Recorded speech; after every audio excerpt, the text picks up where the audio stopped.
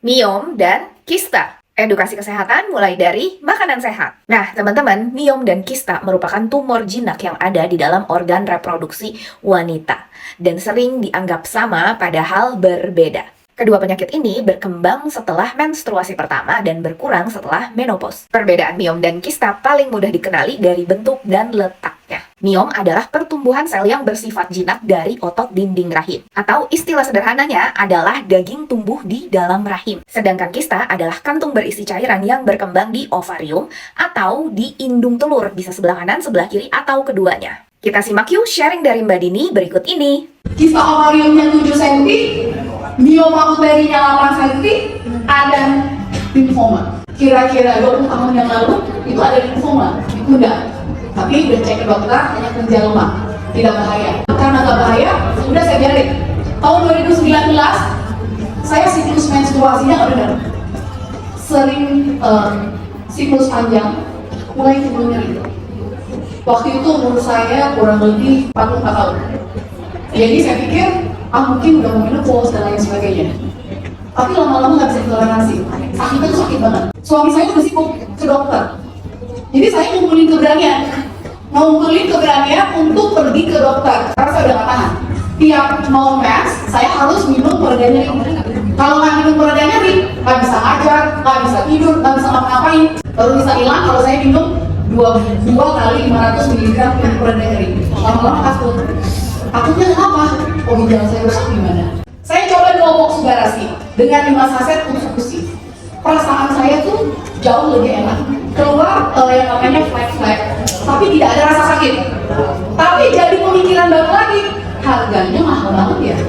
Berhenti saya minumlah yang namanya ramuan dari keladi tikus dicampur sama daun sirsak.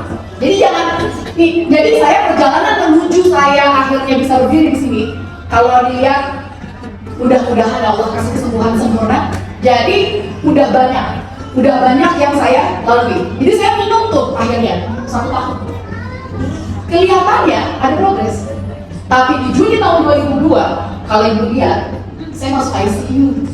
Kenapa? Ternyata miomnya menekan kantung kemih. Saya nggak bisa buang air kecil.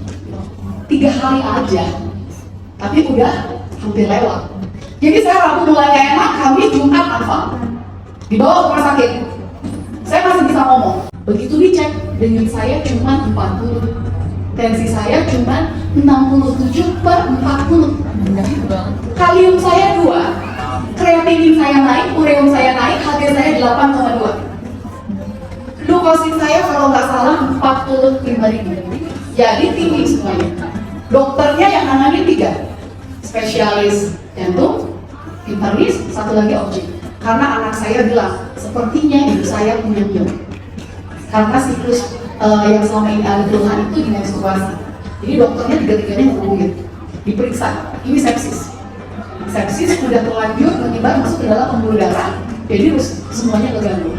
Dokter OB-nya minta saya melakukan cek CA125.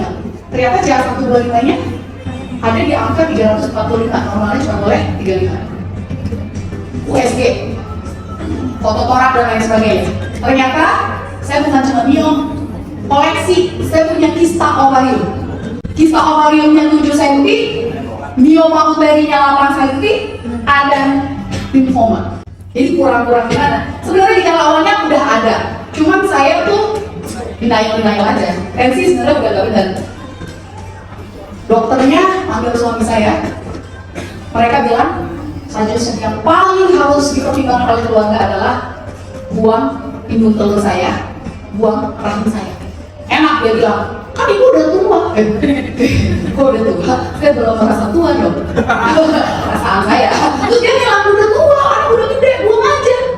Tapi ini sekarang coba dia lihat, kalau cuma buang itu kista ovarium beserta indung telurnya sama rahimnya, kita harus di dalam ruang operasi itu kita harus siapin tim patologi. Kalau ternyata ibu ada tendensi itu ke arah CA, langsung buang indung telur 1 lagi, kelenjar getah ini, selesai operasi kemo. Stres lah. Suami saya cuma diam. Saya cuma kalau saya orang muslim istighfar.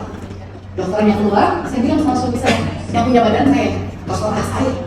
Saya nggak mau ikutin kata dokternya, saya mau pulang. Jadi dibujukin lah supaya saya boleh pulang, tapi dengan baik-baik. Saya bilang nanti saya CT scan kontrasnya setelah saya pulang dulu ya dok. Saya istirahat dulu giling-giling ya dok. Jadi udah pulang saya. Saya pulang, saya langsung ke Jakarta. Sampai Jakarta, nah kebetulan upline saya itu ibunya terapi susu itu untuk patah tulang. Saya tergugah, itu jalan Allah ya, menyentuh hati, membolak-balik hati. Saya bilang sama suami saya, ikhtiar saya terakhir. Saya udah daun-daun segala daun, jamu-jamu segala jamu, saya udah coba, ini ikhtiar terakhir saya.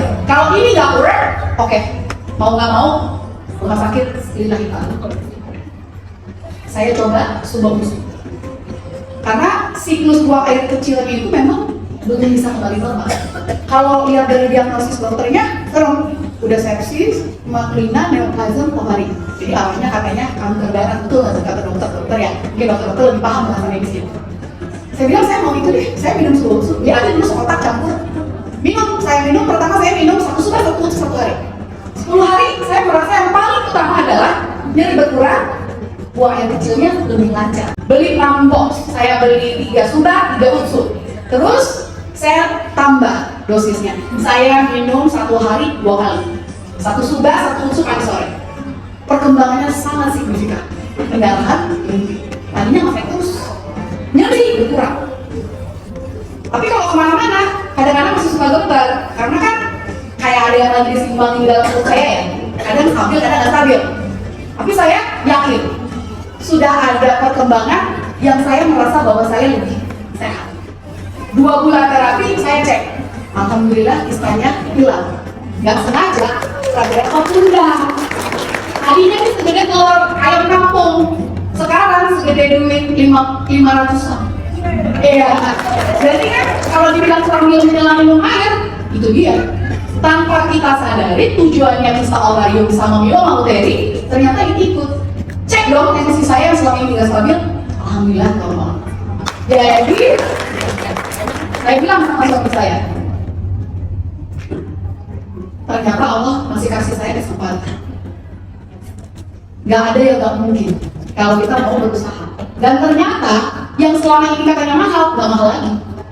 Iya, saya gak mau belajar. Kenapa saya belajar untuk jalanin bisnisnya? Karena saya ngerasa rugi banget kalau saya stop masuk bisnis. Saya gak mau stop. Kalau orang bilang udah sempurna, kurangi dosis lo, enggak lah. Saya mau bikin 30 tahun lagi. Nah, teman-teman, meski hanya sedikit kasus tumor jinak yang berubah menjadi kanker ganas, pencegahan sedini mungkin tetap harus dilakukan dengan menerapkan pola hidup sehat, mengurangi konsumsi makanan berlemak, dan lebih banyak makan serat. Rutin berolahraga, dan juga rutin konsumsi superfood organik anti-tumor untuk memperkecil resiko terjadinya miom dan kista ovarium. Kamu punya pengalaman juga dengan kista dan miom? Sharing di kolom komen ya! Buat kamu yang punya keluhan kesehatan seperti testimoni tadi, kamu bisa kontak aku di profil untuk mendapatkan superfood organik Sop Subarashi dan Utsukushi. Aku Esa, aku distributor AFC. Semoga bermanfaat.